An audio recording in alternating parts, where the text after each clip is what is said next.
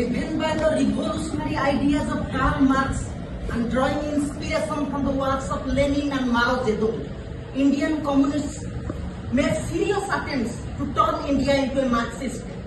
From contesting democratic elections to get legitimate power, to using violent revolutionary means to Naxalite insurgency, they tried in many ways to achieve their Marxist goals. But they have not only failed miserably in achieving what they had aspired, they are facing an existential crisis in India. And through this paper, I have tried to find out why communism failed in India, why communists never got an edge in India despite of many favorable conditions, why they failed to get moral support from the Indian people. This research has empirical and analytical methodology, but I must clarify a philosophical perspective throughout my research guides my narrative. So it is subjective, you may agree with me or disagree with me. Historical facts and evidences have been analyzed to reach at a logical conclusion. I am going out to that history. At a time when the communist ideas were just sprouting in the Indian soil, our country was going through the most crucial and turbulent period of freedom struggle. The early Indian communists, in their typical style, engaged themselves in the revolutionary activities targeting the British government. But they faced both philosophical and legal problems. While the philosophical problem came from Gandhi, the non-philosophical, purely legal and technical problems came from the British side.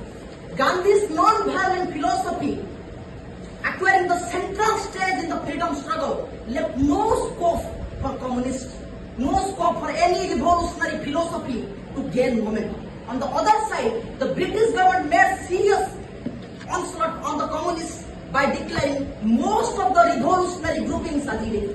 But in the freedom struggle, the most complicated and worst situation for the communists came during the Second World War period.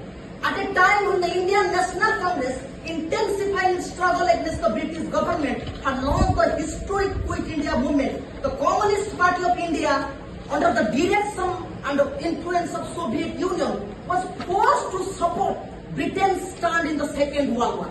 At that critical juncture, this move by the Communist Party earned severe criticism from the nationalist leaders, and the faith of ordinary Indians in communism deteriorated dramatically.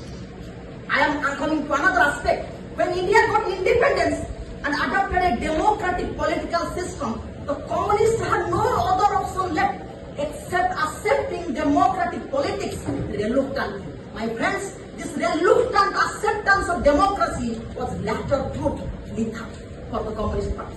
Initially, the complete dominance of the Congress acted as the main obstacle for the Communist parties to get electoral success. But relying on capitalizing on their captivating ideology and organizational strength, the Communist Party of India got a landmark achievement by producing a spectacular show in the 1957 State Assembly election in Kerala, by winning that election and being the first party to form a non-Congress government in any Indian state. But the Congress at the center left no stone unturned to topple that government within 2 years. But by that time, a serious internal conflict was tormenting the functioning of Communist Party. As you know, after Stalin's death, communism in Russia had undergone dramatic changes. Many fundamental changes were taking place within Marxism. One fraction of the Communist Party, being completely loyal to the Russian authorities, were easily accepting and adopting these changes. But other factions vehemently opposed these changes, shouting to maintain the purity of Marxism. This internal conflict reached at its boiling point in the 1962 Sino-Indian border dispute and led to the formal split of the party eventually in 1964, with the breakaway faction establishing CPIM. Yet the communists had maintained their unity and had been able to resolve their conflicts. They would have done much better in the subsequent elections. Now I am coming to another aspect. I must clear, due to situational constraints only, the communist parties in India, due to situational constraints only, the communist parties have been bound to adopt a non-violent and democratic path to power. But in their blood, my friends, in their blood, they have an immensely powerful attraction for violent revolutions. And that temptation could not be kept under control for a long time and finally bursted out in 1967 when, under the leadership of Charu Majumdar, an armed rebellion was done in Naxalbari to forcefully seize land from the landlords. I am not going to the bloody history of Naxalism. I am coming to directly my fundamental proposition. What communists are fighting for and what communists are aspiring for. They always say they are fighting against socio-economic inequalities, injustice, exploitation and oppression. And the methodology they have been applying is not only violent, inhumanistic in nature, my friends, it's always liable to be converted into either authoritarianism or anarchy. But the same problems have been tried to be solved by the Indian Constitution with great seriousness and sensibility in a completely democratic, non-violent, peaceful manner.